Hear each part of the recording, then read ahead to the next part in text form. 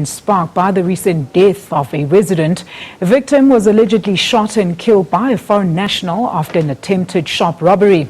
Somali's Community Board of South Africa chairperson Amir Sheikh says authorities are not doing enough to protect foreigners.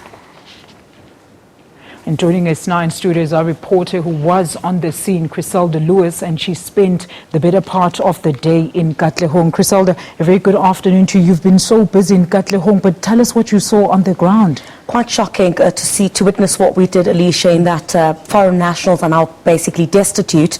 They've absolutely nowhere to go following the overnight violence. And you must remember, this has been a spate of these incidents over the past couple of months, of course, as a result of that incident where we saw the foreign shop owner shoot and kill a local. So since then, you know, foreign nationals have really been having a hard time in Katlehong, and apparently this whole incident was started yesterday afternoon when the foreign nationals tried to set up again after so many months, and the locals said they were not ready to allow them into the area, and basically started looting some of the shops as well as torching them. Some of the scenes that we saw last night were extremely heartbreaking, and you know, many have fled the area at the moment. When we left Katlehong this afternoon, they indicated that they're going to have a meeting amongst themselves to decide what the way forward is for the Somali and the other foreign nationals community in that area. Griselda, speaking to the community members, I mean, in your earlier reports you did indicate that this has quite divided them. So what's happening on that front?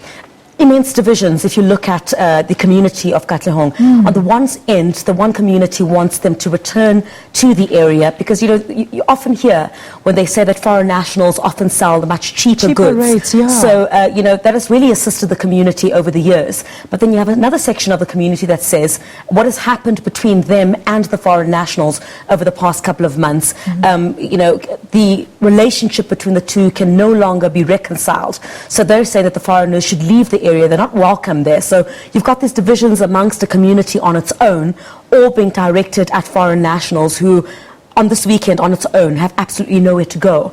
They've tried the local police station, but they cannot stay there because the police themselves are quite helpless in this situation. They've tried speaking to community members, but that's not helping. We've seen government intervention in this matter. Several MECs have been to the area, Alicia, over the past couple of months to try and salvage the situation there. But that too has not helped. So it'll be interesting to see who comes forward with another solution to the problem in Katlehong now. Look, Griselda, the Community Board of South Africa chairperson Amir Sheikh alleges that authorities are not doing nearly enough to try and, you know, quell the situation. What was your observation on the ground there? Did you see a lot of police, and what were they doing? I'd like to believe that that sentiment may be true, Alicia, because from our observations in Katlehong, the police have their hands tied. They've been chatting to a community that simply says they do not want the foreign nationals there. The foreign nationals refuse to move. Some of them have been there for the past 10 years. They have absolutely no other alternative. That's where they've been getting their livelihood from.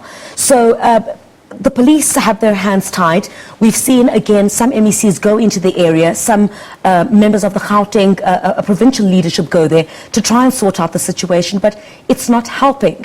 It's not that the police are not doing anything. They'll intervene when the situation does get out of hand, but they can only go so far because the community does not want to listen. Then you've got the other side of the community as well that wants them to go back into the community, but you've also got on the other end foreign nationals who are simply too afraid to go back into the community because it always ends up in violence, someone getting hurt. We were looking at some of the damage to the shops this afternoon from this morning, as well as some of the cars. They've absolutely nowhere to go. As I speak to you right now, they've all taken refuge at a church not too far from the Palm Reach Magistrates Court. Who's guarding that church, Griselda? It's part of the Somali community's church. So there are a lot of trucks that are being driven into the yard that are stocked with cool drinks, with bread and anything that they were able to salvage from the looting and the violence from last night. But Griselda, why won't then the foreign nationals move if they see that the situation is getting uncontained? Where do you go? Where do you go? Some of the first answers that you would get from the foreign nationals is that they've been there for 10 years. Yes, they've built their shops there. Some of them have families in that area. So for you to just pack up and leave and go and look to start afresh somewhere else, not forgetting that another community on its own would have another set of foreign nationals who are trading in the very same businesses. So very difficult for you to decide where to go to next when you've built your entire foundation of your livelihood in one particular area. So I guess they're still clinging on to hope that someone will be able to do something. Police will perhaps be able to contain the situation and perhaps have further talks that will result in them being reincorporated into these communities. Now, as it stands, Criselda, you've mentioned that MECs as well as some Gauteng leadership have gone there. I mean, what happens now? What's the way forward?